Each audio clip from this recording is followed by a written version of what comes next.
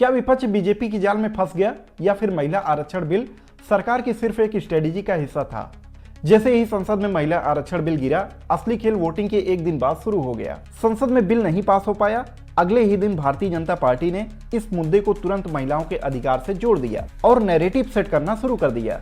इसके बाद क्या हुआ? लगातार बीजेपी के कैंपेन हुए, नारेबाजी शुरू हुई, विरोध प्रदर्शन शुरू हुए, अलग अलग प्रेस कॉन्फ्रेंस हुई और अखबार से लेकर मीडिया तक हर बार एक ही मैसेज दिया गया कि विपक्ष ने इस बिल को रोक दिया। फिर सबसे बड़ा मूवमेंट तब आया जब शाम को कल प्रधानमंत्री मोदी ने इस नैरेटिव को और मजबूत किया। उन्होंने कहा सरकार तैयार थी लेकिन विपक्ष ने साथ नहीं दिया और विपक्ष को महिला विरोधी बताया। अब जरा इस स्ट्रेटजी को समझिए। अगर बिल पास हो जाता तो क्रेडिट सरकार को जाता और अगर बिल गिरता है तो ब्लेम विपक्ष पर जाता है। यानी हर हालात में नैरेटिव कंट्रोल बीजेपी के पास था।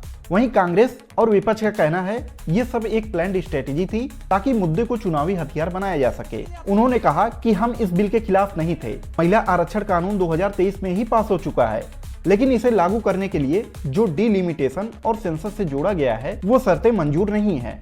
विपक्ष का कहना है कि जब तक ये शर्तें रहेंगी तब तक महिलाओं को तुरंत आरक्षण का फायदा नहीं मिलेगा।